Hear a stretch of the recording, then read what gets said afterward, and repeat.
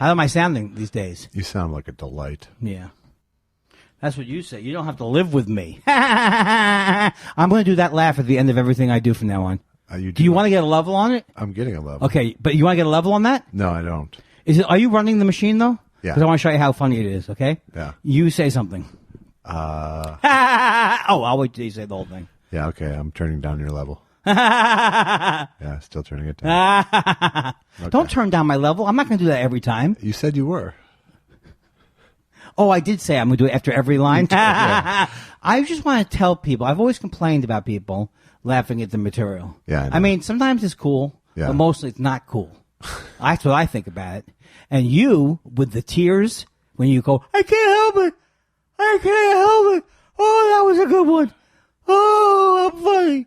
It's really, I think. It's a little much, but it's pandering. It's almost muscle memory at this point. That's right. And you say to the crowd, well, at least you don't do an impression of somebody and say the name of the person you're doing the impression of afterwards. No. That's what all the impressionists used to do. And they turn around as well. So they did turn around, which I didn't realize till now, that when they turn around, they don't really get an item or anything. No, it's just a complete transformation. When you see me again, do not be frightened. Right. Because I will be Jimmy Durante. Right.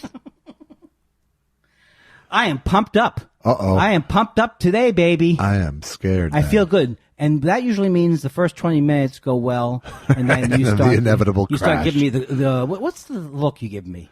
Dead eye tan? It's not really a look I'm giving you so much as a look you're earning. Ooh. I just saw that we got mail today. We're taping on a different day this week. We're taping on Tuesday. It's weird. And is it supposed to go up next Monday? It'll be, yeah. Oh my God, we gotta get something in the bank. A lot of these shows they have their Christmas show already taped. I know. We haven't done an Arbor Day show. I haven't even booked an ice rink for our holiday show. Ice? Oh, that would be great. Why did you say ice rink? Did someone do that famously? No, it just seemed like a holiday show thing. I've been to birthday parties at an ice rink. I don't know why you had to bust my chops about it, honestly. Well, they don't have back east. I don't remember there being so much of the indoor skating that I can't do any better than the outdoor skating. Yeah. How are your ankles? Very weak. Weak. Very weak. It's like I grew up in hockey country, and it was an embarrassment. Oh, that must have been hard. Yeah.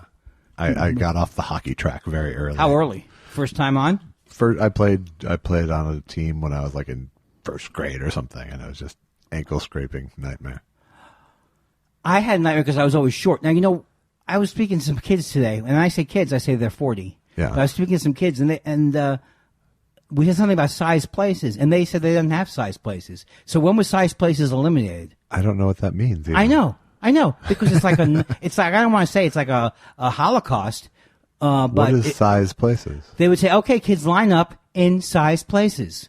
In size places? Yeah, from shortest to tallest. Oh, okay. And I was always in the front of the line, except for maybe if sometimes if a girl. Hervé. I knew I was short when I went there once, and Hervé turned to me, and he said, well, this is sad. Right. You're right behind me. Is that the way he talked? See. So? See. It's so hilarious. So I think that was a cruel thing to do. Yeah. Well, as a fat kid, I had a whole other set of problems. So. That's what would be terrible. It'd be terrible. Being short was not fun. No. But I can imagine. My witty repartees worked in most cases, except when they didn't. Right. Sometimes kids who aren't clever with their mouth and are better with their hands, they'll go right past the talking. They don't wait. The verbal dueling. They don't do the you could have said my nose is too long. The lag time to let the wordplay soak yes. in. Your mama wears a what? Oh, I don't have a head. There's never that. Oh, that was clever. It's a good night. I'm going to say it's a good night right off the bat. Okay. First of all, you're wearing, I think, Paisleys. Oh, there's Paisleys there. Yeah. Now, explain to the layman. I love when I make you explain something that I don't think is going to be interesting. Yeah. Now, Josh, explain to the layman where Paisley shirts. I don't even know where they came from. Paisley shirts. Is the Paisley refer to that pattern? Yes. And what is that from the Paisley? It's not from Paisley Park. Nope. And you don't really know, do you? Nope. Not going to even spout a theory. In addition to the catchphrase, tell us what Paisley is. I always find that to be somewhat microscopic looking, like organisms. That's true. It looks like a paramecium, if Yeah, you want to be sure. technical about a it. Paisley-mecium, if you will. Oh, I'm going to have to deduct that joke. It's not really a joke so much. But it's not so much a joke, but it's wordplay. Yeah, and you followed sure. it up with "if you will." So what do you want from me? I have to give it back to you at that point, if you will. This is the kind of verbal jarbing. Jarbing, okay, yeah. We're going to go with that. You don't use that word. It's jabbing and jarring at the same time. So you combine two words and you think that can just fly? It does when I play Scrabble. If you will. I watched a thing on 60 Minutes about how Nigeria has the best Scrabble players in the world. It's really? Fantastic. Wow. And they have a different strategy. They try to block up the board on the inside. They try to block it up. They don't go what I do. What? What I do, I did the sleeping thing too many times in my show last night. And Andy Rooney. I don't like people. Do I have to talk to... I've been dead 5 years now. I bet my eyebrows are still growing. I wish I was alive. I know the look. I can look you in the face and go, you've already done I know. Dead That's Andy the Rooney look. twice. That's the look. It's like working with a comedy partner. You gave me a look. You don't have to go completely dead. Well, because I'm just What if I add on to the bit? It's like What if I've already done both. What if they I've say- done my tag the first time you did it, and I did my tag the second time you did it. I got nothing fresh. I don't like when people accuse me of repeating things. I like to do things more than once. Does that make me wrong? Now, my wife did not remember who the, and that's the end of the story, and that's the other story. Paul Harvey? Yeah, she didn't remember him. Huh. When I first came out to L.A., Paul Harvey was everywhere. It's Paul Harvey. And then, do you think there's a market for me doing impressions that have already been done by people on sketch shows? 30 years ago? Yes. I thought when I was a kid, this is how, not stupid I was. Well, it probably was stupid. I thought I had also come up with the lounge singer independently of Bill Murray. Right. And I was like steamed that I didn't get to, where was I going to present it in junior high school and high school? In the teacher's lounge? That is where I would have done it. Yeah, sure. But when that bit came out, I wasn't jealous because I was too young to be jealous when Saturday Night Live came out. The jealousy and the envy did not hit until years later. And now I'm over it. Really? Yeah, like tell me an unpleasant we can comic. officially bookend it as the jealousy years. Yeah, name a comic, and I'll tell you how I've changed. Patton Oswalt. I like Patton Oswalt. You have to name me somebody I can't stand. I don't know. I was just trying to see if I could find a secret scab. Don't try and start more problems. Well, why would I want to go into shit I've already heard about comics? I'm not going to say any new jokes about him. No, but you know. Okay. Well, then do anybody. You can't think of anybody I dislike that I haven't been in a big Twitter feud with? Vin Scully. I'm very mad. I was very angry. Did he apologize? You lashed out in such a tremendous way. Yeah, I feel bad for it in a way. I'm never going to have another fond thought about Vin Scully. That's a lie. Well, that's a lie. Shame on you. Come on. At least I said classic, the greatest sportscaster. He's the greatest sportscaster I've ever heard. Right. So it was right away. It was like, here's a fond thought I'm having about you. Right after I said I'm never having another one. It was a lot. It was a lot. No. If we want to... Apparently, he thought lashing out at Vin Scully would make him a big man. Anything but. Is that your Vin Scully? Oh, Jesus. Jesus yes. Christ. Maybe it's because you don't do good impressions you're so angry at me. I'm never going to watch another NFL game again. Okay, so that really made me angry. There was no way to slice his comment. You can't blame it on age. You can't blame it on anything. He's sportscasting for the team that broke the color barrier. Yes. So it made me very mad. I still may have another fond thought about him, however. Well, of course. We never... if the topic of are my tweets justifiable, I can't win that argument. We've covered that too. Yeah, I can't win that argument. Yeah. I know. Now that it's, however, it's 280 characters, you can now go, you're a bigot. So that's they did it for everybody? They don't even show you the amount of words you have now. They show you a round disc. Right. Is that supposed to mean, like, don't think about it? It's the beginning of the end of Twitter. Oh. You think so, really? Yeah, I do think so. What is it? It just makes it Facebook then. It's not unlimited. It's 280. I know, but it's too much. I bet you this is exactly the. Excuse me. I just hiccuped or burped or something. No, hiccuped. This would be exactly the thing that turns it around. What? Did you see Trump in Asia? tonight? I did. He said a South Korean won the golf tournament at the. He said, I was going to say it, right? He won the golf tournament at Trump golf. How would they think a president of the United States would reference? First he spent 45 minutes reading the South Korea Wikipedia page to South Korea. I know, it's so bad. Do you know how Don Jr. talks like Don Jr., I think he talks like he's looking at his mouth. He doesn't know what's coming out of his mouth. Right. All he can do is propel it like this. He can focus his cheeks and try to sound like a man. His thing is like, I'm trying to sound like a man. He just wants to catch his gum if it flies out.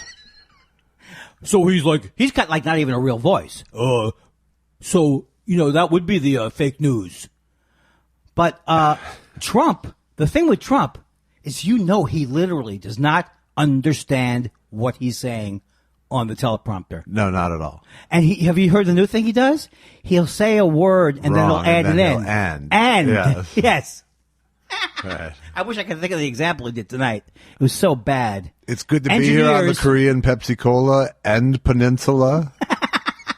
He's something like, and the South Koreans have engineered and with engineers. Right.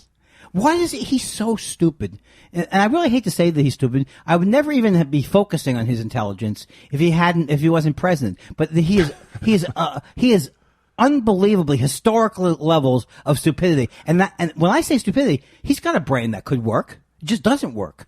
And it's too late at this point for him to get any information in there unless it's from the Inquirer. Yeah. And even that's just bouncing around in there.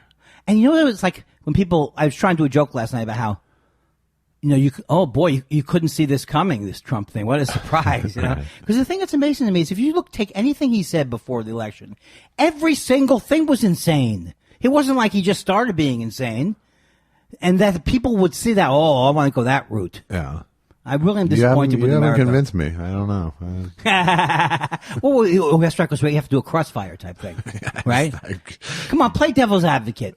I can't. I'm saying actually talk to the devil and see what his position is on this. It's MAGA all the way. Make America great again. MAGA. That's the devil's position. So that happened, and as one of my favorite lines from who's the guy who went right wing? Who's the writer? The right wing writer. I'm going to need more but he was famous. David Mamet. He went right wing. Did you know that? I did. So that he had that movie where Alec Baldwin comes out of the car and goes, "So that happened after a big car accident." That was the first time I heard it. Yeah. And I thought it was hilarious. I'm seeing the doctor because I seem to fall asleep, but now I'm thinking it's connected to my material. Wow. So do you have anything new to relate to Andy Kindler? I don't actually relate anything to Andy Kindler. Well, I see Vin Scully written down there. I did. You were talking about me with Vin Scully. That was one. Yeah, I jotted that down the other day, actually. Wow. Because I saw that tweet and I was like, wow, that is a lot of vitriol for Vin Scully. What he said make you upset at all or not? Yeah, I rolled my eyes at it. That was it. Oh, I see. You rolled your eyes. I see. I should have that. He's given so much and he's been so great. But it's like, it'd be one thing if he fell down or he injured himself on Well, I just stage. don't give a shit. If he doesn't want to watch football, fine. Yeah, but I totally agree with you that it's, I would hope that Vin Scully would be on the right side of history on this thing. Yeah. But I don't really give a shit. Well, I know, that's why I don't really give a shit. I don't really give a shit. Farmer's hot dogs. The beefy, rich taste of Farmer John. But here's a guy who how many years is he alive? He's 93? Maybe, sure. For 90 years, he avoided saying horrible things? No, I don't think he did. Oh, they just didn't interview him so much on these different events. Right. I was at a public speaking engagement. Well, I thought I'd pander to a very right-wing crowd, and it worked. It worked for that night. Well, also, there's a quote from Jackie Robinson about why he won't stand for the national anthem. I didn't really think it through, Andy. Well, no, here's the thing. I would hate that if Vin Scully, but I know that he's not on Twitter. He's not going to see the remark. I don't think he's going to see it. But maybe someone will pass it along. They should pass it with a beefy, rich Farmer John summer sausage. I don't think you're sounding like Vin Scully. I think you're doing a baseball announcer voice. I don't think you're doing Vin Scully. Beefy. Apparently, he thought he was doing Vin Scully. Wow. Anything but. Now, that is a classic thing he says, right? No, it's a thing that I introduced into the podcast about 6 weeks ago, and I've done a couple times since that you have no memory of. Anything but. Yes. Do you want me? What if I went the other way? What if I remembered everything from every That would be a delight. No, it wouldn't. Because it would be a total delight if you remembered previous conversations. You want loosey-goosey. No, I'm not. I've never asked for loosey-goosey. What's wrong with loosey-goosey? Nothing's wrong with it, but that's all we can have. No. We can't have nice things. Well, see, now you're saying things like that, and it could be that 6 months from now, if I do have dementia, you're going to feel bad about it. Again, I've said this before as well, that will just mean that it went from being a show to a document. Oh, so now listen to me. Do you think, I'm at the age where I could have something. I understand, but why dwell on that? Because I can't remember what I've just done. And I think it has to do with the Prozac. Yeah. But I think it's about... That's been the big chemical change in your brain over the last however many. Opium.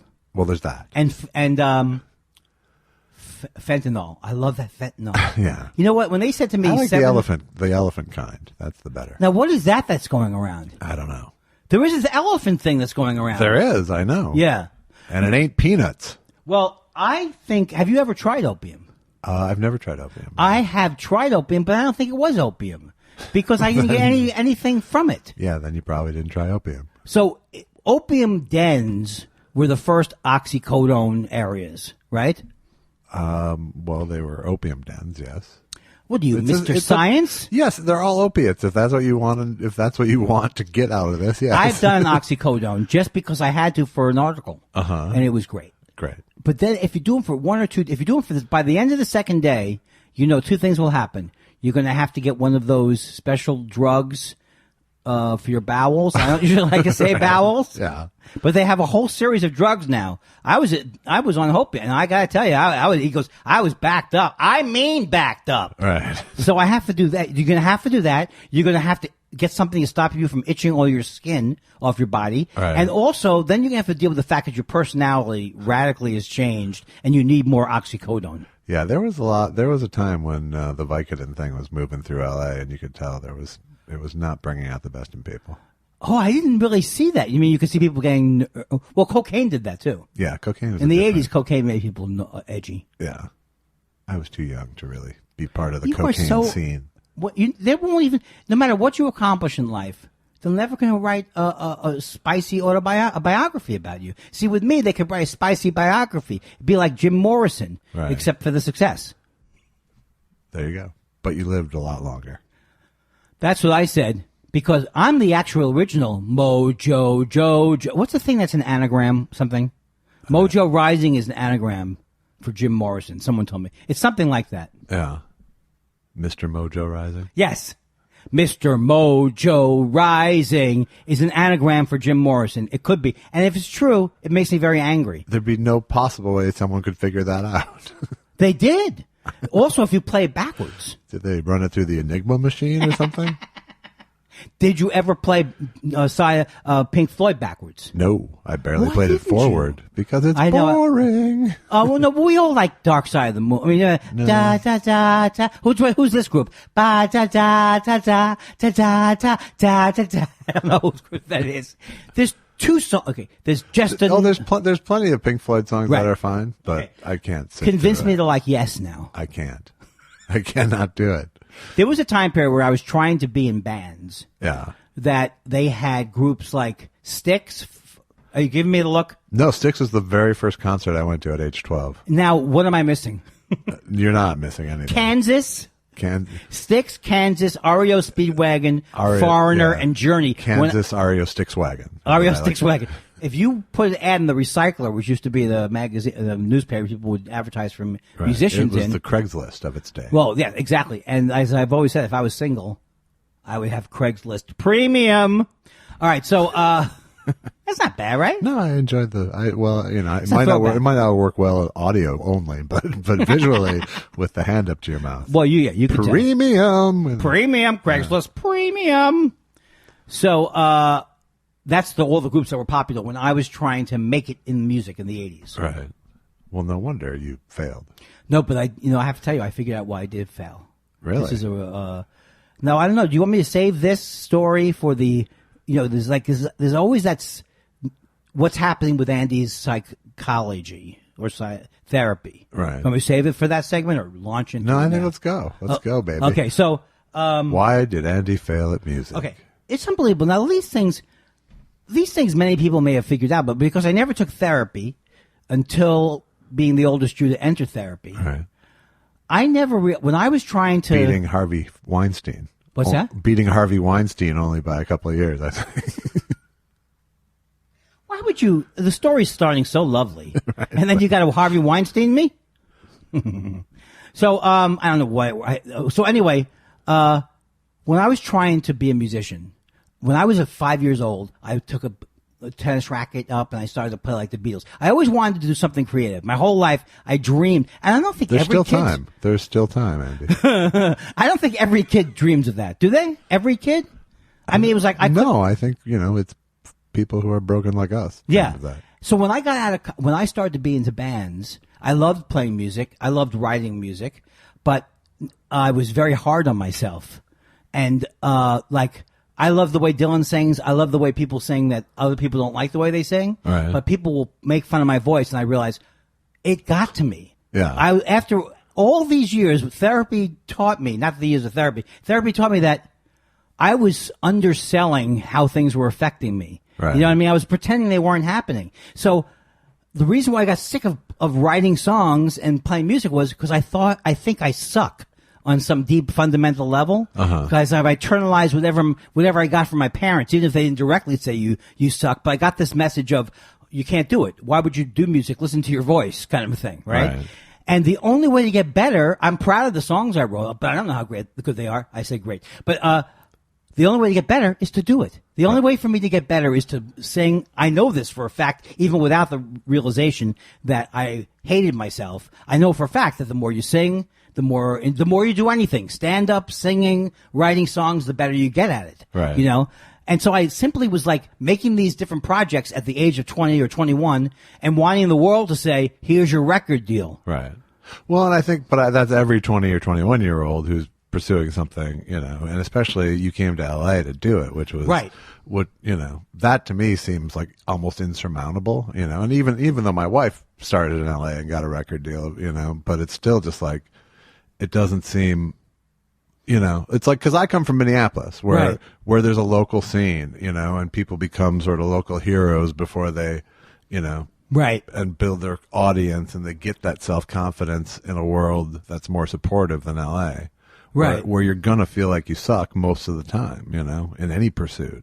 Well, I think the advantage for me was when I came out to LA and I drove cross country and I was in a relationship that I couldn't stand. It was just a terrible drive, but it was a great drive too. I didn't come out to LA to make a music career. I came out to LA to feel bad about what I did in another environment. You know what I mean? Why not be by the beach and hate yourself? Okay. And so it was just like, I want to live in LA.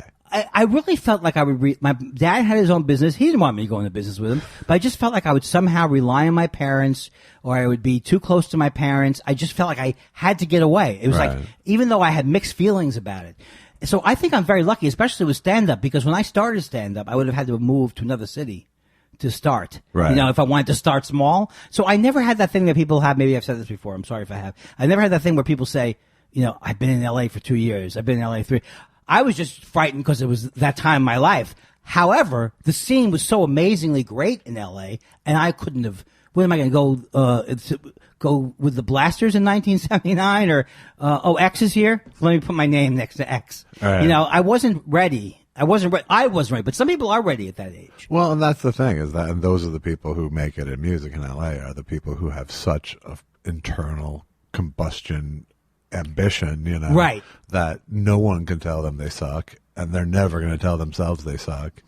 And, there's so many people who are super talented but don't have that drive. And then there's all these people who have that drive and aren't super talented. Right, right. But there's like a few people who have both. And, yes. And those people always succeed, it seems to me, Right. And also, like, when I was listening to Tom Petty. He was one of those guys who had so much ambition and so much talent, You know, but even his ambition seems to have even outstripped his talent in the early days. He was just a driven. When he was the Mudcrutch. He was like a ruthless, driven dude when he was a young man, you know. Yeah. I think he always kind of was after that, you know, but especially, I mean, he was one of those guys who was going to make it and no one was going to, right. You know. Now, I kind of said that too, but I didn't believe it. You know what I mean? I said that too. Well, everyone says it is the thing. But anytime someone would mirror back negative things I've been told before, I would fight against them. Right. But he had a deep belief. Everyone has some self-doubt, but, you know, Tom Petty doesn't have crippling self-doubt. Well, not only that, I'm just glad you're not saying Tom Petty's a great songwriter and you're Andy Kindler. No, but we're both in music. We both know that we've written some hot top 40 tunes. Sure. No, I've written a half dozen songs that I'm really proud of in my life, you know. I would say I've written about the same that I'm really proud of in my life, except I've written many, many more songs. Oh, sure. To have that. I wrote a song called For Sure. For Sure. That was in the song, me singing For Sure. I'll never live that down. Now, see, that I could have hated about myself. Sure. But not hate me. For sure. For sure. So, what Petty was saying that I thought was very interesting, though, was I forgot the song that he was showing how he was playing, but it was like G, and then he goes one down, and then one down. Maybe it's Don't Come Around Here No More, and he goes to the A or something and the D. But he said he walked around the house. G, A, and D. He just used shut 1, up. 4, and I 5. Just know, you know what? Amazing. I can see your goddamn slams. You know, Don Rickles, you wouldn't know if he was going to insult you. With you, I can see it coming a mile away. It was really more of a slam on Tom Petty and his 3-chord dynasty. That's true. But he said he walked around the house for a week just playing these 3 chords and just going, and then the words came to him. And that's the stuff that I had to quit music when I quit because I didn't know why that I was hating myself. Yeah. I just thought it was bad. Right. You know, I was not like enjoying golf for some people. What's that? It's like why I quit golf. So I know, like now, when I look at the guitar, I don't have the same feeling anymore. So I know I've made a tremendous amount of progress just recently. Is it inviting you back to play a little more now? I do want to play more. My problem is coming up with excuses. Right. But also the fact that I have my guitar in the back of the closet, and you know it has to be ready to get out. This is what I'm going through with my wife because she's feeling the urge again. Right. You know, and she's wanting to play guitar more, and I'm like, well, you have to make your guitar available to you. You know, put it out on a stand, and you might actually pick it up. You know.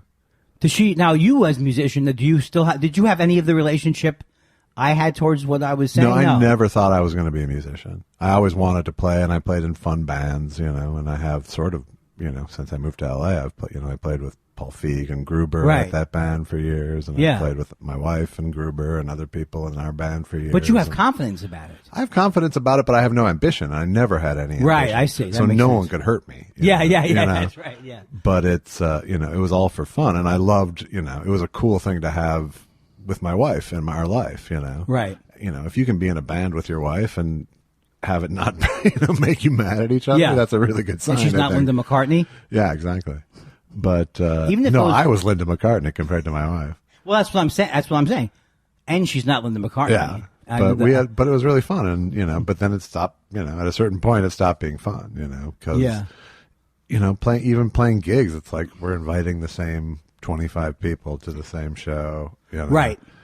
How often can we do this? You know, how much more fun is this than just playing at our house? You know, I feel that way. I mean, but also that I got into this thing where even in the 90s, I played like cover songs with my friend Les. Yeah. And I enjoyed it, but ultimately, when I first came to LA, I was like, I swear to God, I was like, I want to be in a restaurant where I'm playing music and singing just all night long, and that seems like a terrible job now. Yeah.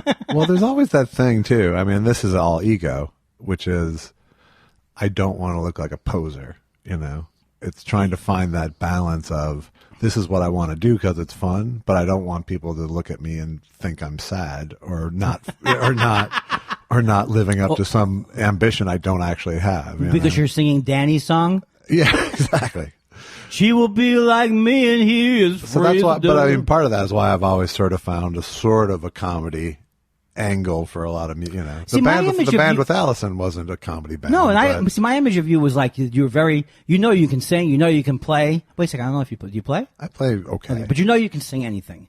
Like you're one of these people who has a great voice and you can sing in anything, accompanying, lead. Don't you? You have a confidence about that, right? Yeah, I feel fine about. Okay, I don't want to go on too much. Come on, show him, Josh. Yeah, show I mean, him. I already felt like a dick going. No, I feel fine about my voice. Yeah, very good. Now, no, but I have a voice that I can stand in front of a band with and feel not, yeah, not underarmed. So when Allison, what about how she felt about? What made her not want to play, or like not want to? Well, play she the actually guitar? had a record deal. Oh, I know. It was actually, the music business that first turned her off. Right, right. And then, she was really talented and had a great voice and wrote really good songs. So that's how she kind of got her record deal. And but she had a couple bands. Well, the first band put out a record that got some airplay called the Tearjerkers, who you probably saw back in the day. Oh, I did. Yeah, yeah. And then her band Maggie's Farm had a record deal and stuff. But when I met her, she was like at the end of her Maggie's Farm deal with this record company that was going under, and she had to get a temp job at NBC, which is where I met her. But when you say like she's saying now she wants to get back into it, is she still mixed feelings about playing? Because I just want to have fun with making the music part. There's just a mixed feeling about finding a place for it. It's like how do you have this in your life in a big way without attaching ambition to it, because it brings up all those things that you didn't do with it. You know what I mean? Yeah. Well, it's the ultimate thing. It's what everyone is struggling with. You really don't know what's going to happen. Nobody knows what's going to happen. But I do realize that I started to do whatever I did because I wanted to do it. Yeah, I mean, maybe I fantasized about being a star, but I liked playing music. I liked doing comedy. And so I was very subject to that other stuff that has nothing to do with that. It was all about where will I make it? Will I not make it? It was like all the stuff that I tell comics not to do. Right. Don't worry about it. Just do your act and see where it goes, Right. But I don't know, but does she? Look, I'm just trying to figure out. I'm just interested to know what people are like what they're like. Some people. I think for her, I mean, it's always just like she wants it to be a part of her life because it's right. It gives her pleasure at its best, and she's taken a break from it. And she had sort of taken a break because she went to school and became a professor, and she found this thing that's now she has a gig that genuinely feels meaningful on a day-to-day basis. Yeah.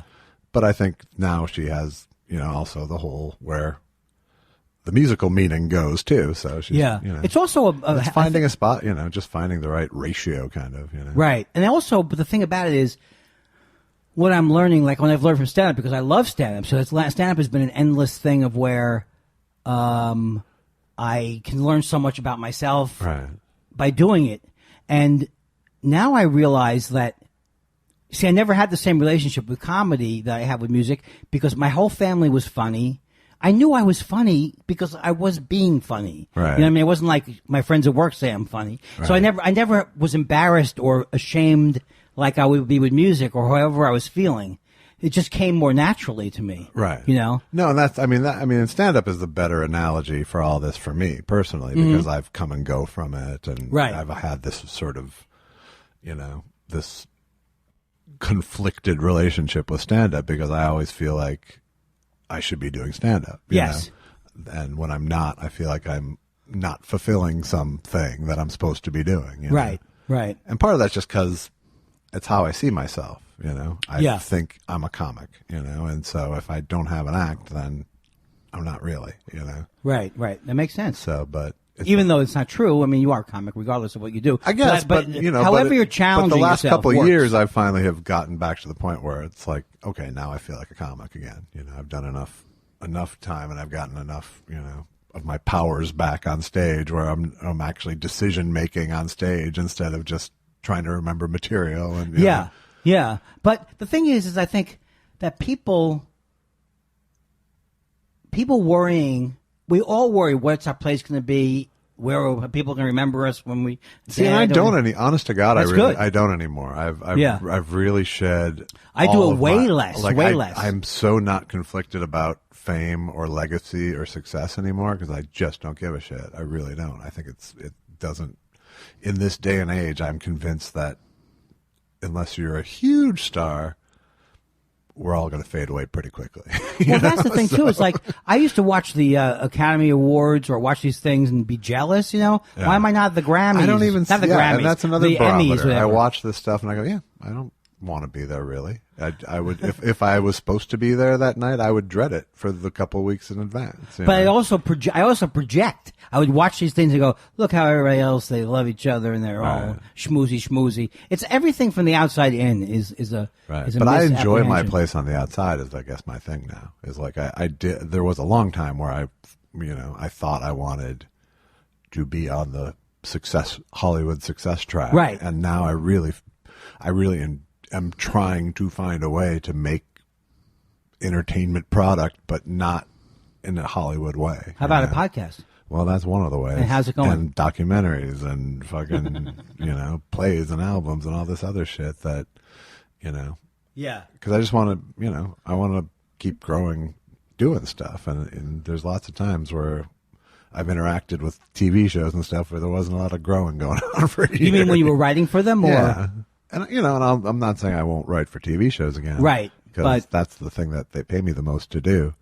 But my initial point was like, I'm actually trying to find a way to exist as an outsider to Hollywood, as opposed to trying to find my way in. Well, I think for a variety of reasons, there are some people who are chomp at the bit or whatever about I just think it's the office part of it.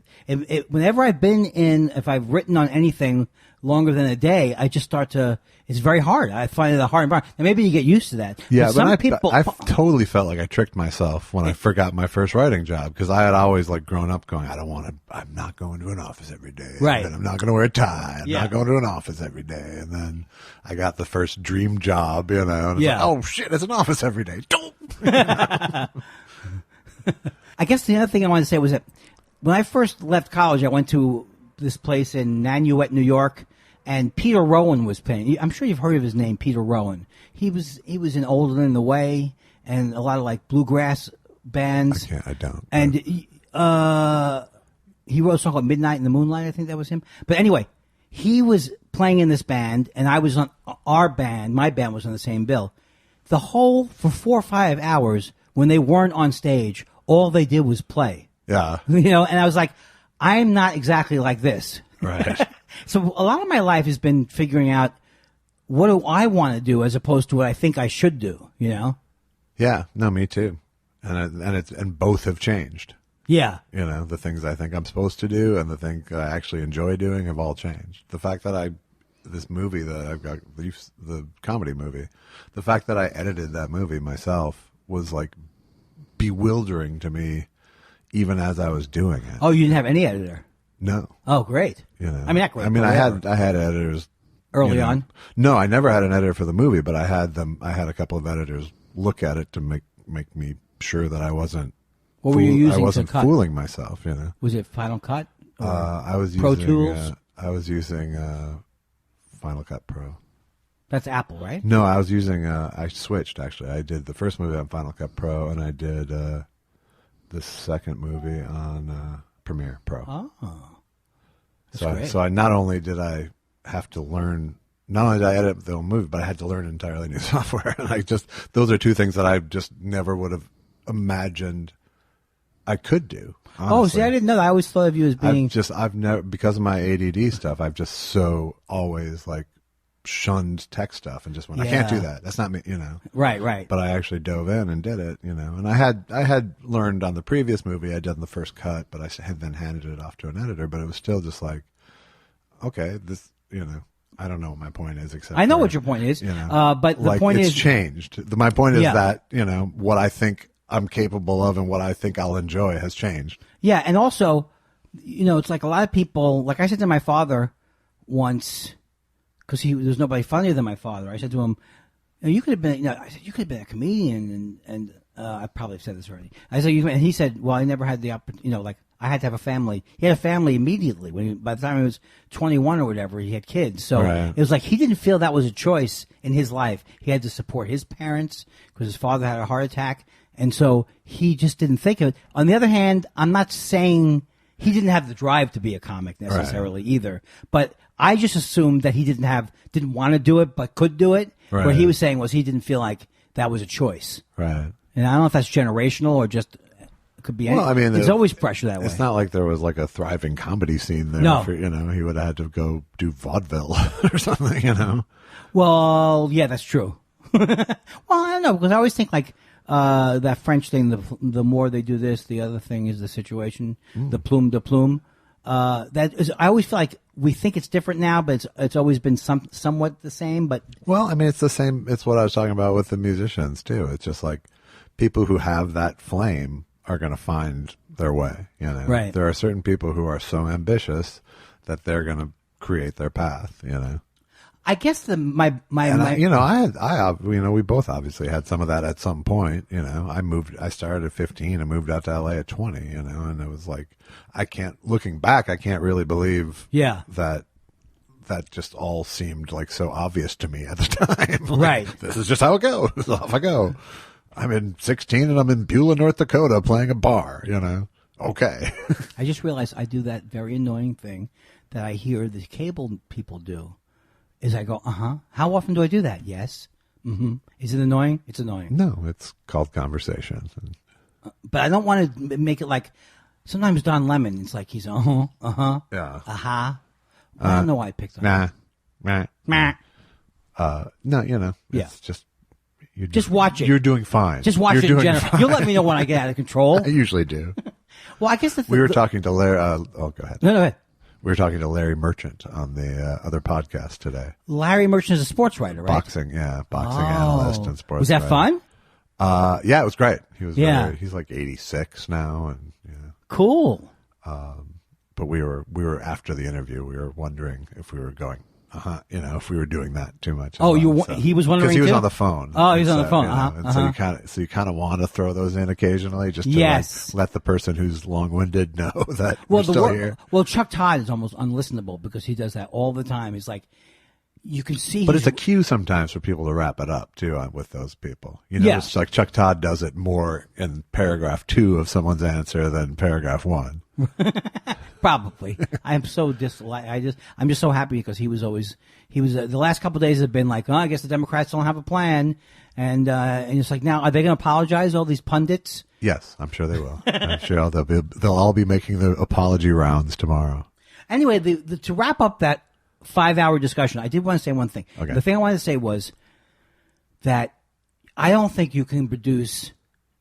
I think you can produce by constantly judging yourself. But in general, I think the only way to make any kind of art, painting, music, whatever, is to kind of like communicate with the form and see where it goes from a no mind, nothing type of way. If you're constantly judging yourself, it's really hard. Now, I realized I was that way with stand-up. I would constantly judge myself. But I worked through it after all these years. Well, you just started judging yourself out loud. Yes. I mean, that you just incorporated that into your comic voice, which was very clever, I think. It was, but I realize now that I really was giving too much. It's not. I don't want to make a judgment of it. I was giving too much power to the crowd in a way. Right. But I think but I think that's ultimately what you tweaked. But that was what you passed through in your style. Yes. There was times where you would do it to the detriment of your show. Because I didn't really believe in it. Right, because you were really either scolding yourself or scolding them. And that was all it was for right, me. And now it's just that's part of your comic persona, and it is part of how you think, but it passes through in a much less heavy way. And I still see it. I still over exaggerate how the crowd's thinking. Right. But it's a pretty amazing thing. So I'm just saying, look for my new album. It's called Middle Age Mood. It's going to be on Decca Records. And then I have a song parody album I'm working on. And what's that called? It's called Damn it. Ain't too proud to eat. Ain't too proud to. That's why I'm not good for these. No. First of all, I don't know. Song parodies are good if you know the current tunes. Sure, that's a problem right there. Now I see you looking down. I know you got something to go. You just got something. Do you have something sticking in your craw? No, I really don't. You know who does have something sticking in his craw is Alex Brazel from Showbiz Studio. He's mad at me? He's mad at you. He is, for real. I'm not really mad, but he's I'm not answering his phone. He's like, he sent me a text trying to say, trying to, do you want to hear what his text said? Yeah. Okay. I'll find it. Hold on. If you see Andy tonight, please ask if it would hurt to respond to just one of my texts. I'll take an emoji at this point. I'm sorry I haven't been responding. He'll just hear this. You don't have to even text him. He'll hear the show when I send it to him. I feel so bad about it. I'm taking time out of the podcast to do it. This was what I thought would be really hilarious on my State of the Industry. Yeah, is to text people. Is to text Ricky Gervais. Yeah, and that went like a lead balloon. So the thing is, I know that everything is everything's a work in progress with me. I'm getting better at things, but I'm still not good at certain things. And sometimes with the text, I know you'll kill me if I don't respond. I see. It's funny that it's not true, but I don't care that you think that. Yeah, right. That's cool. That's cool. But the thing is, and I feel that way about Al, but like Alex is like, it's too, he really is like, do you like cheese? He's not willing to have an actual confrontation with you like I did about the text. Look at some of these returning. texts. Andy, what do I do about, what color scheme should I use for my couch? Andy, what do you think about, non-dairy cheese? Andy, are you having weather over in L.A.? We're having weather in New York. Now, this joke he wrote to me. Okay. And I don't get it, so maybe you can explain it to me. Okay. When I perform at liberal arts colleges, I go by my stage name, Andy Fa. Antifa. Oh, Antifa. He actually ran that by me. Oh. That's better than most, actually. Did you get that one? Yeah. Oh, now I get it.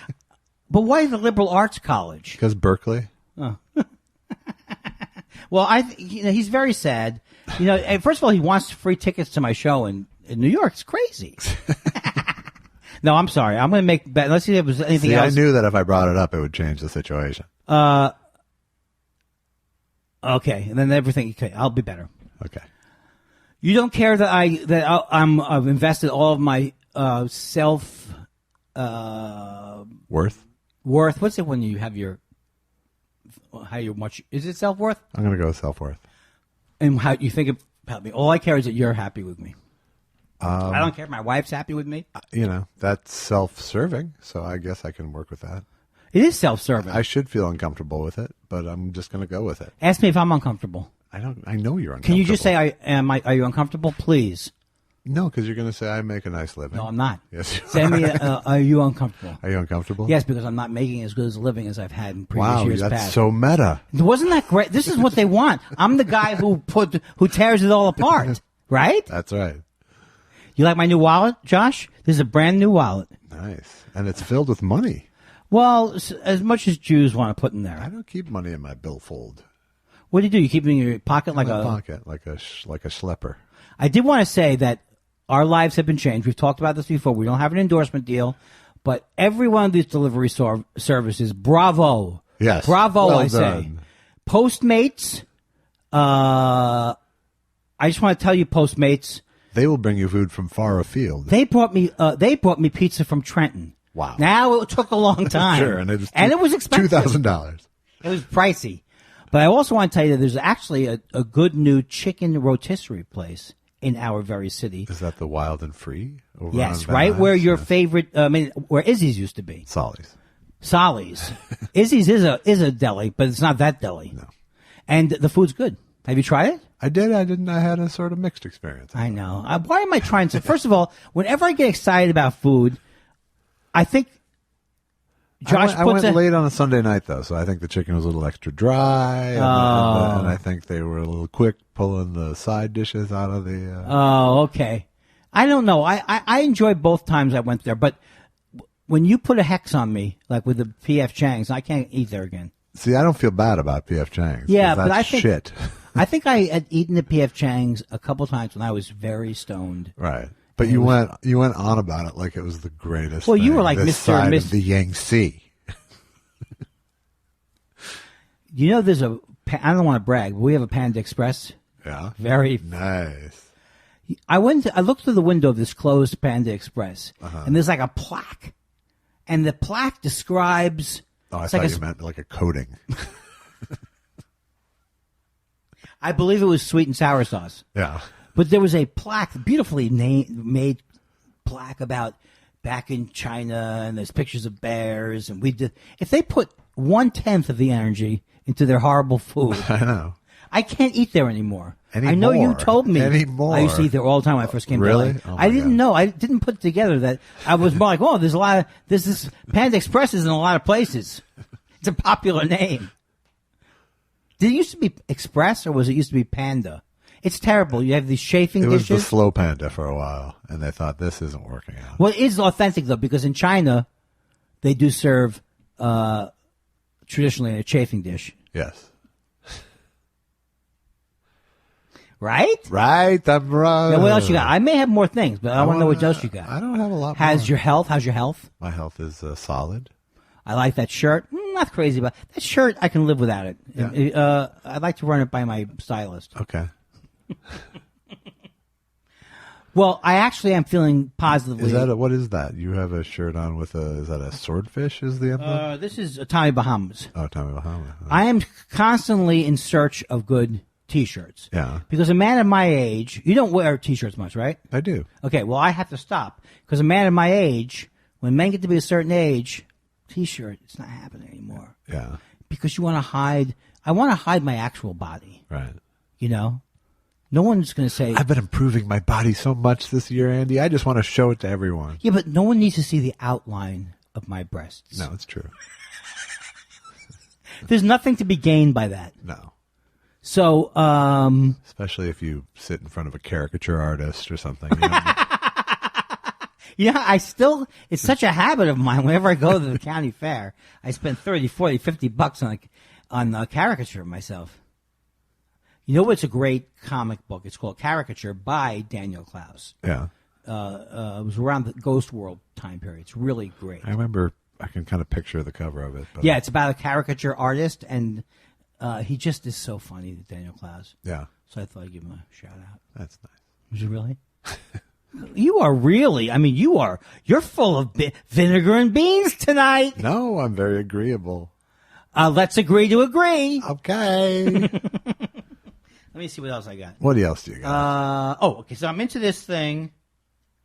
So basically, the message that I was going to say was that if I could get off my own back in every way, my life problem has been mean to myself, defensive about my own because of whatever my parents, and believe me, they'll pay. Right. I'm going to sue. My mother's the only one alive. But I will sue her when I get enough. It's going to be a class action. Please, she's a Quaker. That's right. That wouldn't be cool.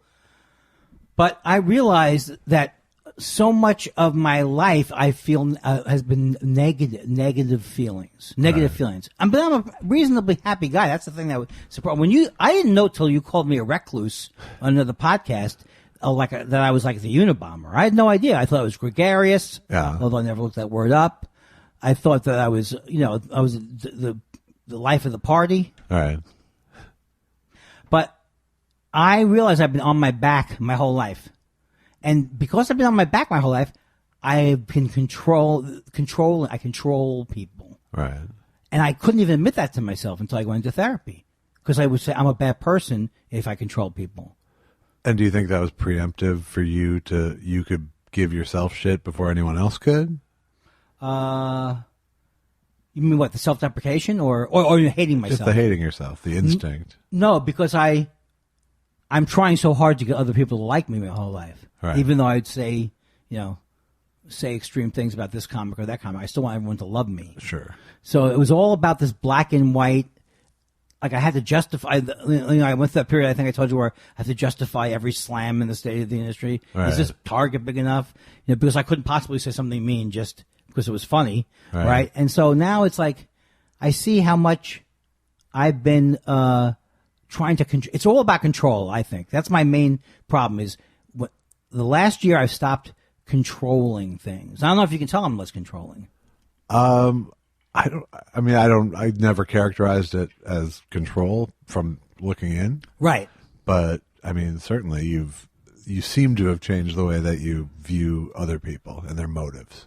That's exactly right. Because with my illness, or whatever you want to call it, was I was so hard on myself, I was telling my therapist this, that my family's comedy does come from being judgmental, like Kevin Meaney's parents. Look at them, look at them, look at them. You know, it's like we look at things in the world, we notice it, and that makes it funny. But I was so overly judged that I would judge others.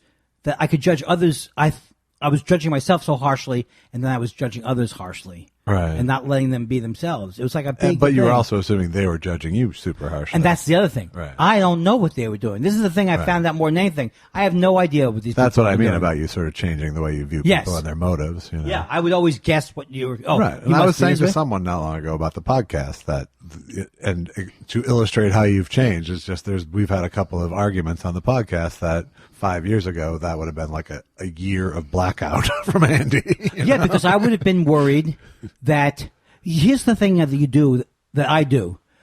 Let's say you did get upset with me and we're having an argument, I would try to find something that's wrong about you. Right. You know, why did you get mad at me? That's bullshit. Right. So then you can't be in life if your requirements are that your friends don't ever upset you or that they act a certain way. Now I'm going the other way completely. I don't have to control anybody, but what I should do, which I never used to do, was if something's bothering me or something's up, bring it out early. Right. Don't wait for them to do the. That's my strategy: is get to it early in the angry curve. Yeah, but it's like I don't think you have a problem with it. You're perfect. No, I'm saying you. Oh, Andy, you say the sweetest thing. Well, would you have think of me 5 years ago like, oh, you got to watch that guy in terms of his feelings? Would I think? Did you think about that? Did you think I was hypersensitive? Yeah, sure. Yeah, because I think I was. I think you were. Because I remember that thing. I don't think we ever had a run in, but I could observe. No, it. I don't think we did. But the thing is not to get romantic with you. No. But my therapist says I think your friendship with Josh is deepening. And I got up and I said, look, I threw her against the wall. I'm not gay. So no, because I'm allowing myself to not be perfect myself or to think of everything or try to figure out what everyone's thinking and feel bad about what I'm thinking, so then I have to feel it's a whole different situation for me. I'm sure that must be a huge. Get your hand off my knee. It must be a huge relief. It is just usually. Relax. It's just relax. Josh, no means yes. Hello. Oh, everyone loves the sexual harassment humor. Ba-da-bop. So yeah, no, I think you're doing. I mean, from like I said, from the outside looking in, you seem a lot happier and a lot less tightly wound. That's true. And also, I think I'm more handsome, don't you think? I think just the happiness. You mean because I turned my frown upside down? Absolutely. Well, that's weird that I would now start. You look like the Joker, but still. That one Batman movie. Which one? The one with the guy who passed away, Heath Ledger. Yeah. I really wanted to like that movie because I think he passed away before the movie came out. I think so, yeah. And I don't care about those characters anymore. I don't either. And I don't want Gail Simone to get mad because I decided I'm not going to be talking about. Gail Simone can make me care about any character. Right, but that's my point. It's like, including Andy Kindler. Well, I used to be very I don't want to read about superheroes. I think I have to be more open to reading about everything. Right. But the Batman thing, it just doesn't get me for some reason. Well, I don't. What is it? To me, the silliness is. I love the old Batman It's so TV show. dark. It's so dark. No, it's not that dark because it's fucking Batman. And then the guy there is a basement to how dark this can get because it's still Batman. It's still the Joker fighting Batman. Right. So, but now I imagine that Michael Keaton would have been good because I didn't see it, but because he has a great personality. Was that a good Batman? Not really. And that was made by. That was Tim Burton. Yeah, Tim Burton, who I love, but not everything. Yeah. I would, in fact, at this point, I'm kind of maybe nothing? 50-50 at best. Well, I've never seen those animated, weird-looking cartoons that seem interesting. Yeah. But I loved Edward Scissorhands, and I loved... Well, Ed Wood is a great movie. Right? Ed Wood. Is Edward Scissorhands his too? Huh? Is that his too? Edward Scissorhands? Is that Yes. also? I don't remember much about that. But Ed Wood is like It's a great. masterwork. Even though the Ed Wood family wasn't happy with it. Yeah, well, they were. Oh no! Also the Bela Lugosi or the Boris Karloff family, one of the families. It was Bela Lugosi. That was the character. How was your Halloween?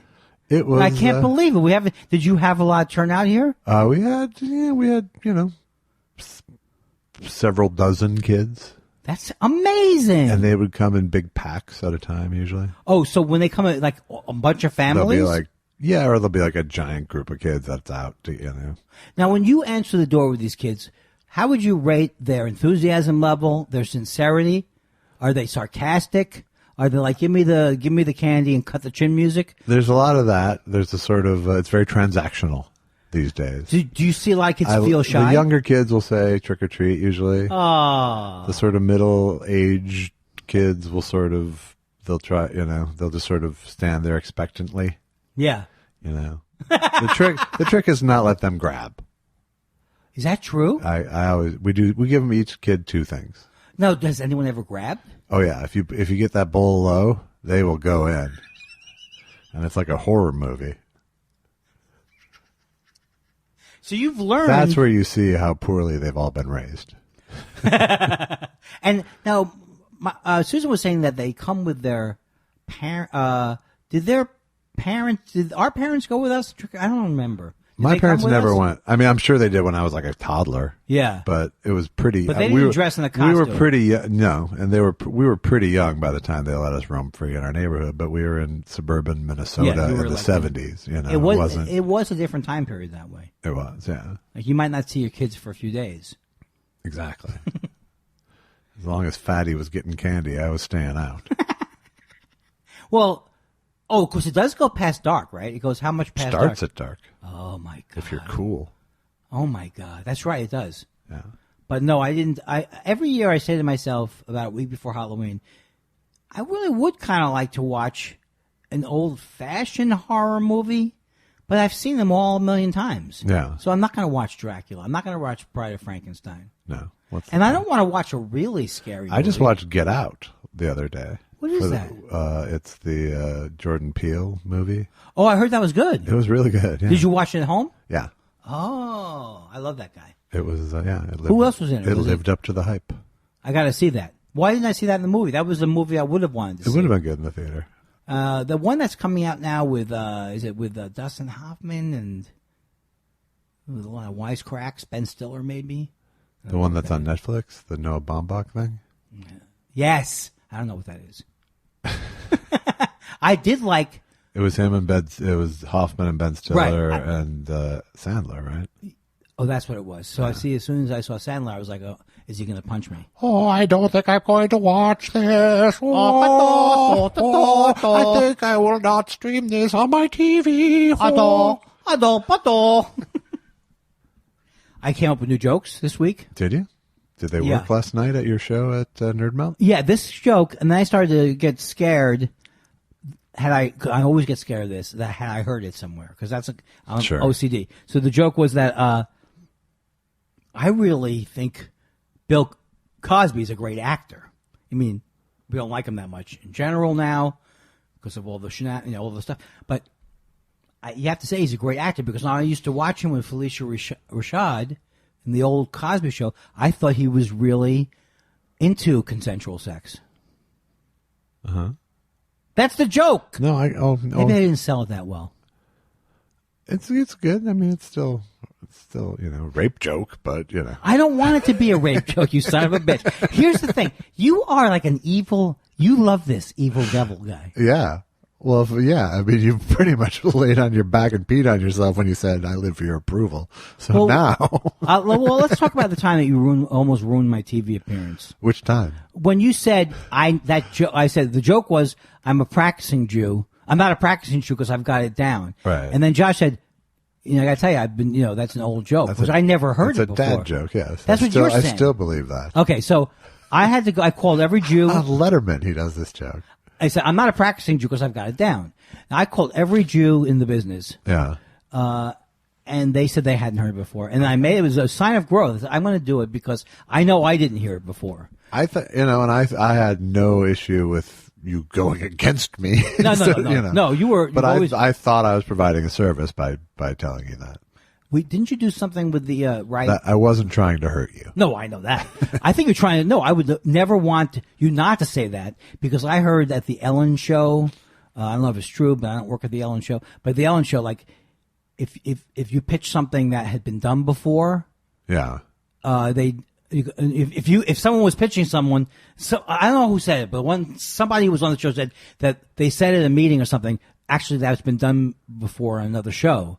And after the meeting, they were told Ellen doesn't like to hear that. She doesn't like to reject things because it was, she doesn't want to hear that. Oh, I've seen that before. Type right. Thing. That's why her stuff looks so fresh. Right. Because she can always Ellen it up. Now, Elling it up is the dancing? Sure. That's step one. That's phase one of Ellenation. Well, I do want to plug somebody else's podcast. Okay. I am crazy about Philosophy Bites. I can't get enough of philosophy. Philosophy is my new thing that's my favorite thing. I don't even know what it is. Yeah. It's like how everything works. Why is everything doing? Why is it this way? That's what philosophy is to me. Okay. And this show, Philosophy Bites, with Nigel Warburton. And then another guy says, I'm Dave Edmonds, but I don't never hear him after that. That can't be his only gig. And they interview all of these. I mean, I didn't know anything about philosophy. Now I do. And I learn these things that I get so intense about. And I try to explain to Susan. She's nodding out. It doesn't make sense even anymore. Okay, good. Well, I'll feel better about this then. Are you a philosophy fan? I leave that to my brother, the PhD in philosophy. I haven't even read his goddamn book yet. So what is the problem with me? He's a PhD in philosophy? Yeah. I got to read that book that he gave me. Ethics in particular. Yeah, see, he's a guy. Your brother's a guy you can really spend an evening with. Sure, yourself. Absolutely. It's not like a superficial thing. With you, it's like, let's go to the pool again and see if someone threw some more marshmallows in there. It's really terrible when I want to put you down, but I got nothing. That was like a Salvador Dali painting of an insult. I sit with your brother. We're talking about the meaning of life, cosmology. Right. I'm with you. It's like, hey, you want to get another candy bar? Yeah. It's ridiculous. But it's a Milky Way. This is what you are absolutely a genius at. Is getting you will get any word along the way. You will be able to connect to something else. Why, thank you. I think that's great. Thanks. I'm very happy with it. It's the kind of thing you'd want on your team. I'll tell you something. I don't know what's worse, me complimenting someone or me criticizing them. Weird. It's both terrible. You're weird. You're good at that. Why do I make you feel like an idiot? Like, I make you feel like it's a savant thing. Right. Yeah, it's not a honed skill that I've spent 30 plus years. But it is also just how your mind works, too. Absolutely. Right? It isn't even a honed skill. I was just bullshitting. I had another joke this week I was very happy with. I'm reading about Stalin. I only don't read books anymore. I read the New Yorkers, the review of the books. I love those. Right. Then you could be conversant. Yes. Without having to bog down. They're talking about Stalin, and he was not as nice a guy as you painted him out to be. Well, Stalin. I just know him from the musicals. Well, they said he was a voracious reader. Yeah. So to me, that was like after a long day of sending people to the gulags and executing people, he liked to curl up with a good book. That was people laughed in the club. I'm never again showing you my new material. Imagine if I had started bouncing stuff off of you. I would have jumped off the comedy store. You would have killed yourself during your music career. I was around. I would have jumped off of the Hyatt when I was playing in bands. Hello, my name is Andy. I've never been to this club here. I'm in a cover band. My name is Andy. I was in a cover band. Hey, what's that black place? Boom.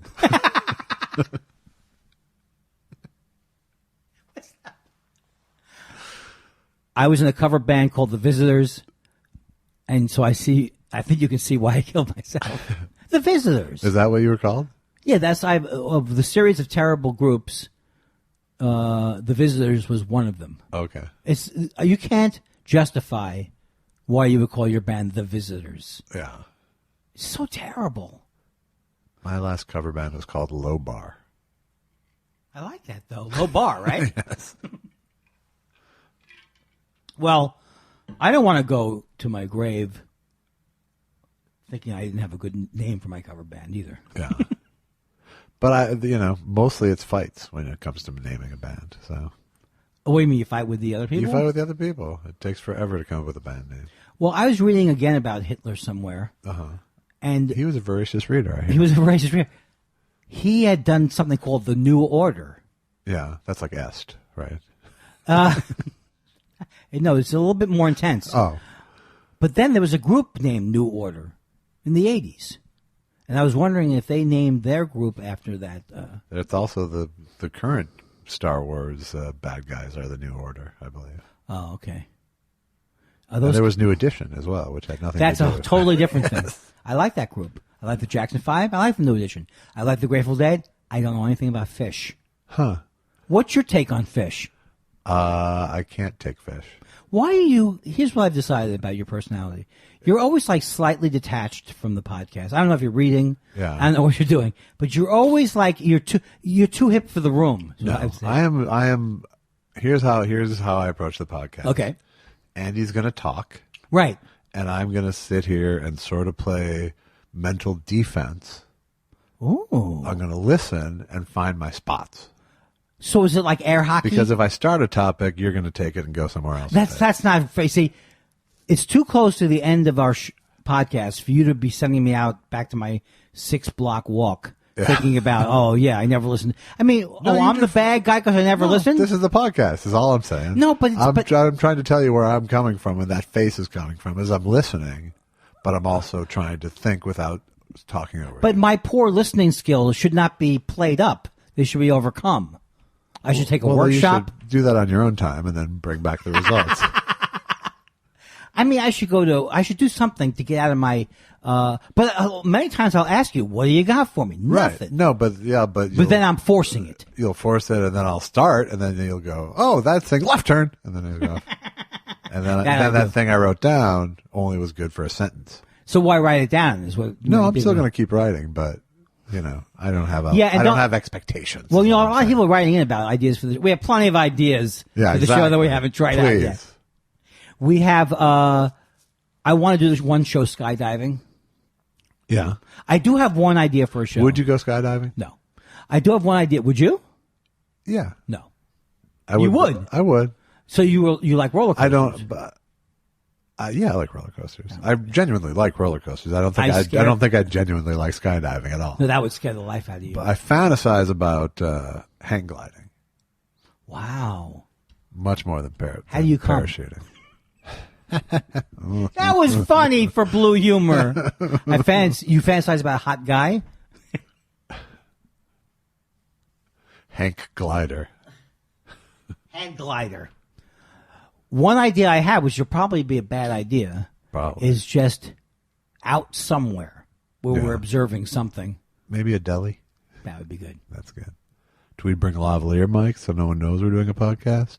That's the thing I don't want to know, is I don't want people looking at us and going, you guys doing a podcast? Exactly. So I don't want that. So we'd have to do lavs and put the recorder under the table. Oh, God, it sounds like a lot of work. It does. It's never going to happen.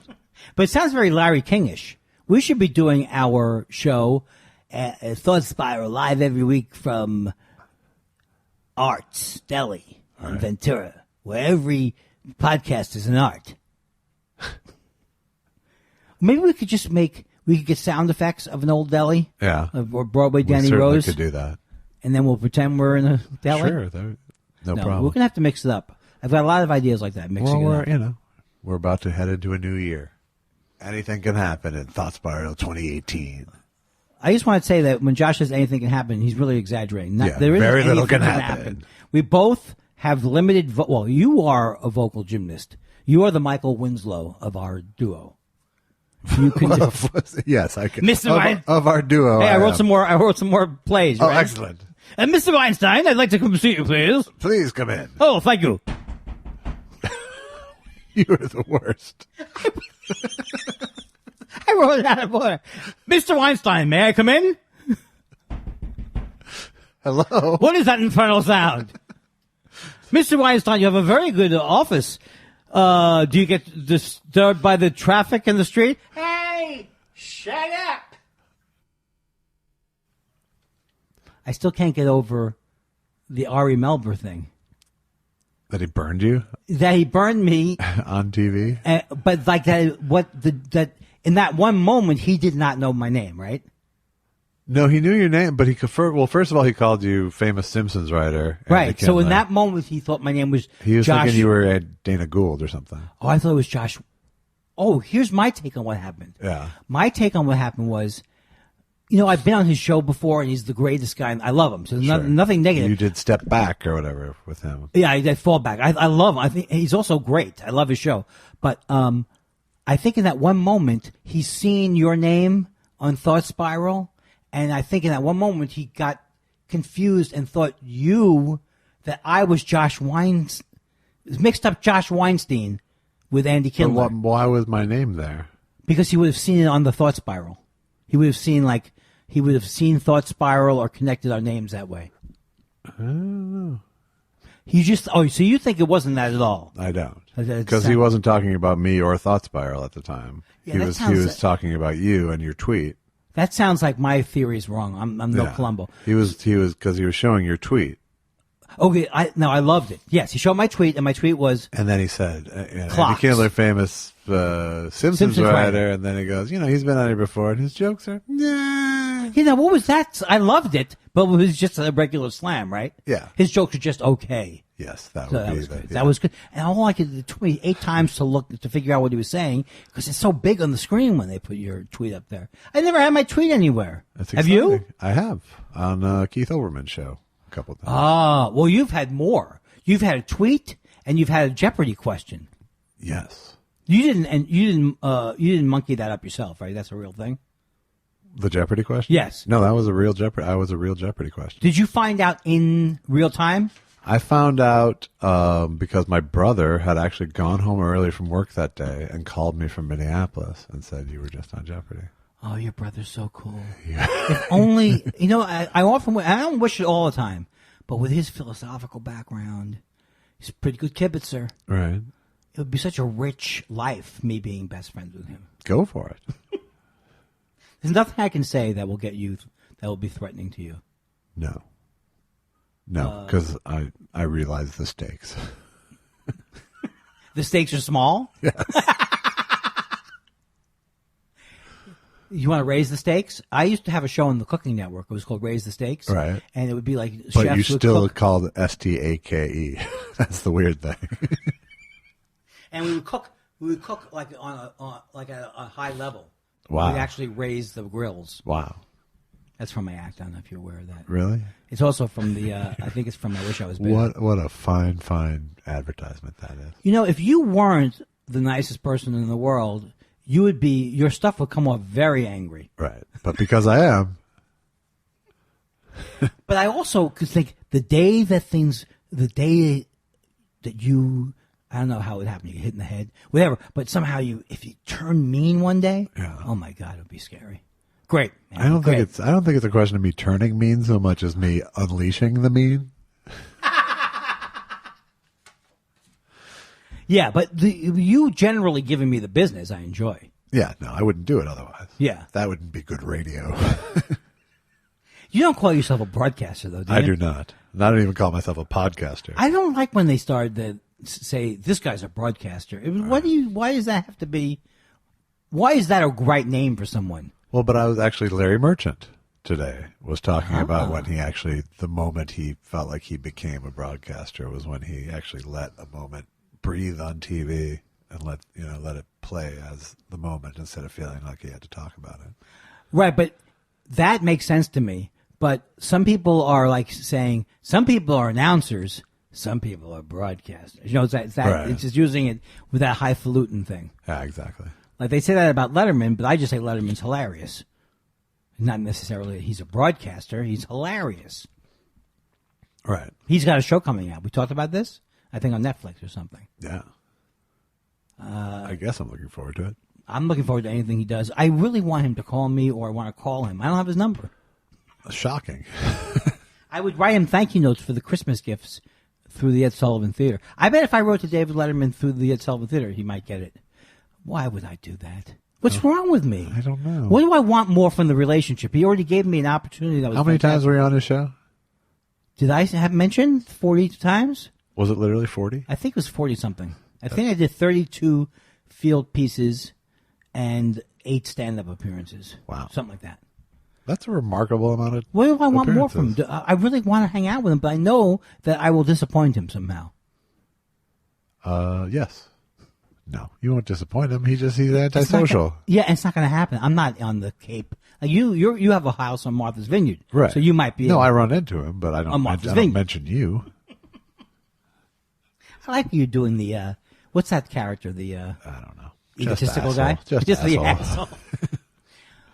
Well, Josh, I have to tell you something. I'm very happy with the show. Has it been that short that we have to go on and on and on? No, for the I rest? think You think we're so? good. I think we're good. I think we can just nip it in the bud. Yeah, but one thing that we didn't have was that one last, you know what I'm saying, the last run. Let's do a little bit more house cleaning. Just remind people, write us at thoughtspiralshow@gmail.com. Rate us and review It's not us. house cleaning, is Rate it? us and review us on iTunes. But it isn't house cleaning, though, is it? It's housekeeping. Housekeeping, okay. I'm sorry, I cut you off. Say the iTunes thing. Rate us and review us on iTunes, please. Yeah, and what else is big? Are we big on Stitcher? Not everyone else has the reviewing spots. Can you get us on Overcast? We're on Stitcher. We're on. I think we're on Overcast. Oh my we're God. on And I just want to tell Play. you, We're on YouTube. We're on Podorama. We're on Pods Are Us. Pods Are Us. We're on. I saw Poddycast. We were on Podcast This. Right. We were also on Enough with the Podcasting. Right. Now, the one that comes with the iPhone is not really a great organizing device, right? It works for me. It does? Yeah, but I don't. I have very I get good like taste. 5 podcasts. Oh, and 3 of them are Thought Spiral. Exactly. Okay, so write to us under to Thought Spiral Show at gmail.com. And then rate the iTunes reviews are very important, but not if you're going to say something negative. Yeah, that's less important. Yeah.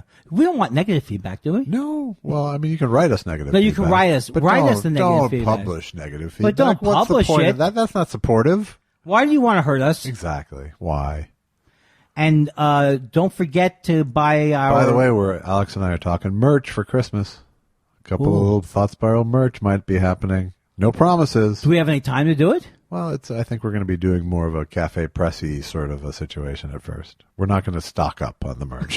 We're not going to do anything stupid here. What we should do is get a good price on 10,000, whatever it is. Exactly. How about Thought Spirals? Yes.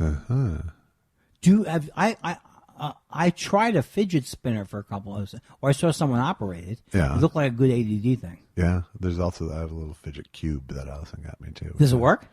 Well, you can fidget with it, but yeah. I mean, but all you're doing is paying attention to some little piece of plastic instead of... Oh, I thought as you do that and you think of like the unified field theory while you're playing with it. Yeah, that's best case scenario.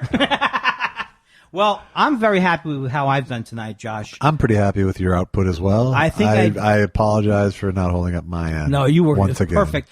Only thing I worry about is that you get to talk about what you're going to talk about. It always can carry over or dissolve. Okay. Usually I have a page full of stuff I didn't get to. Anyway, so you'll tell the male stripper story next week? Yes. Zip, zip, zip. Well, I'm very, this is the most challenging time for Josh and I because we insist upon ending our podcast with something clever, something you haven't seen before, and hence the terrible endings of the show. How would you rate our endings? My favorite one, because you involve physical activity, was you following to out the door? I was very impressed with that. Was I never saw you be so active. Yeah, it was just me walking. And next time I'll have another story. I have no stories about anything that happened on the way here tonight. So there's so much we got to get to. All right, that's a teaser for next week. Well, we love Put a pin in it because next week's coming fast. Is that the ending you're going to go with? Not anymore. Hey, so until next time, hey. Why do I say hey? Hey. I don't know. No one says hey. Hey, thoughts. Hey is good at the beginning. Mr. Weinstein, you have a very important appointment you have to get to. Okay. Okay, so you must end the podcast. I must leave. You must end the podcast immediately. Okay. I'm sorry, people. I have to go. There's an emergency. Mr. Weinstein, your car is here. Okay. Now, I want to tell you one thing.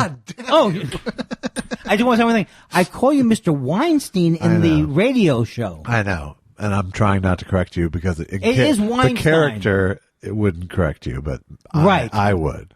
Okay, we'll try it again. Mr. Weinstein, your cab is here. You must end the show. I'm sorry, I must go. All right, then.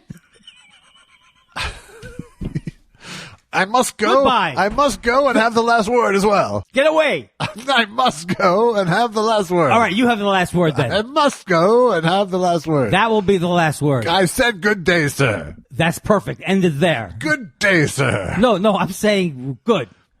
Don't. We do. It's like watching Abbott and Costello. It is, except for on radio.